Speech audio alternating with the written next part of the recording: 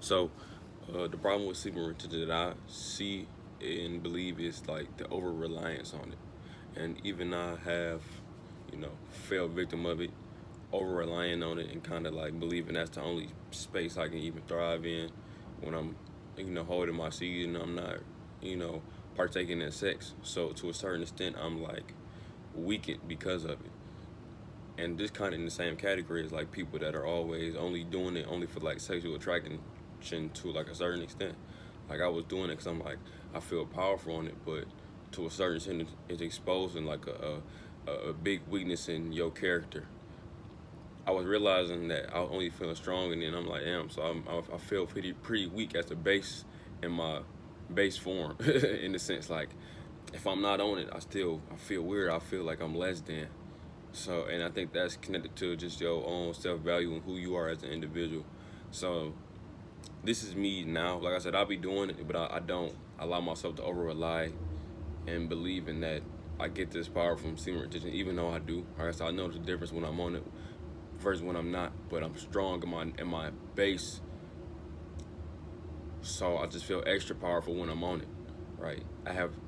I'm developing this hustle in myself when I'm off it, so I don't need to feel that hustle when I'm on it, in the sense of like giving me extra power.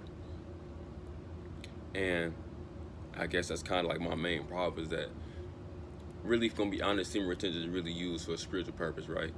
And that spiritual purpose is kind of to like reach enlightenment or reach levels of attainment, and then eventually I'm gonna get back on that path and use it for that reason. Trying to help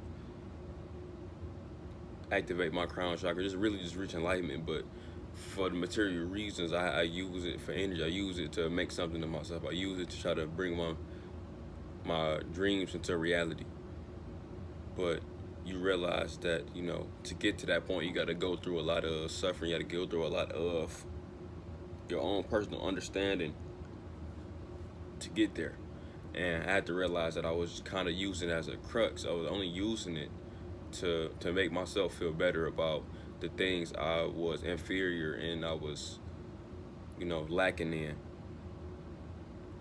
So now I have to get to the point where I'm like, okay, where are my main problems at before I even touch semen retention? I have to really get down into the, they say nitty and gritty of, myself, and why did I feel the urge to even do it if I wasn't gonna do it all the way, but also what was I running from?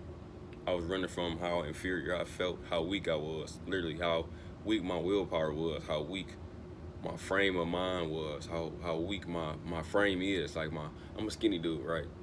So I'm usually kind of like I'm compressed. Like when I walk around, I'm kind of like trying to keep myself together in the sense of like I'm very tight. Not saying I'm not like relaxed or nothing, but I don't kind of expand myself, so I take up more space. I'm always kind of restricted in a sense, and that always added to, I guess, me shrinking my energy. Even though people that know me in real life, I'm just so, I'm like radiant. I'm radiant. I'm just like, you see me smiling, then like my energy just expand outward, and like that's kind of like how I am. And let's say whenever I had sex or anything, it's like my energy just went down, down, down. It's like I had to realize that. And think about me, after I did that, I always went on streets of like semen retention where I didn't do any sexual acts for weeks, and it's just to get back to my regular level of strength. But I realized that in the state of me being weakened, I just didn't do anything. I was kind of like trying to reset, and it's like I can't reset. There's no reason for me to be resetting like this. I gotta learn how to create a new minimum for myself that would still allow for the best of me to be showing and to be excelling. So I had to take some time to really figure out what was really going on with myself, and what was going on is kind of like my negative mindset about myself. You know, the negative aspects of me were thriving more than my positive aspects. I wasn't really persevering as much as I needed to, right? I had too much pride, I had too much arrogance inside of me that made me think that I was still doing something when I really wasn't. Uh,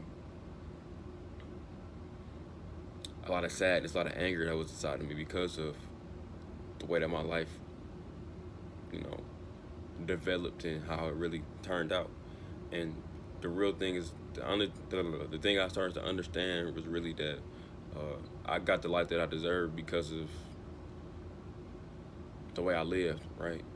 And like I said, I'm 23, but you know, my life is still a result of the choices that I made and the things that I allowed. So I had to understand that if I'm gonna change my life, no matter how much energy I have, no matter how much willpower I have, no matter how, you know, much positive energy I have the power to change that, and I have to use that little bit of power and use it all the way to its max, no matter how I felt. And no amount of semen retention can help me. No amount of semen retention can fix that. No amount of anything could help me from moving beyond that sense of like inferiority and just negativity. It's gonna have to be myself that, you know, literally pull myself out of that and persevering. Even though I'm hard working at my natural base, I gotta work a little harder. Like that's the thing that's so hard about me. I have to work harder. No amount of anything will push me further in my life than me having to dig deep down harder and for more to get more. Like, so I guess kind of like the main message of the video was don't have an over reliance on semen retention. Don't over rely on this energy. Not saying it's not useful. Not saying that it doesn't have its place, but people focus too much on the external world and all these external things, and they must realize that a lot of that it's often like a reflection of how you feel on the inside, and that until you get that inside idea and that feeling right, until you get some things correct inside your like inventory, your personal inventory, a lot of things on the outside won't ever really truly come to manifest, right? It's gonna be a lot more disharmony, suffering for your own self. And I guess this is something that I just peeped with myself, and I think many people probably even go through it as well, where they kind of consume with just, oh, let me just, you know, be abstinent and do all this other stuff, and then you kind of avoiding like the main problem within yourself that's leading to the disharmony, you know, when you may relapse. But I guess kind of my approach is like a go with the flow type of approach, but also a tantric perspective, in the sense of like allowing it to go, allowing it to leave, and, you know, treating it like seasons. Don't be too attached with this feeling, right? Be able to take pleasure with this feeling and be able to learn and take as much as you can with it, but don't allow it to go to your head. Don't allow it to delude you, because I feel like at times it was deluding me. It's making me feel like I'm powerful than what I was, but I was still this weakling under it. I was still this weakling that had zero willpower, this weakling that had weak resolve, this weakling that had weak perseverance, this weakling that had, you know, no strong goals, only intentions, and it was leading to zero results being made, zero fruits being bore, being, I don't know if it's bore or bared, but it's like at the end of the day, it's like I had to realize that it don't mean anything, right?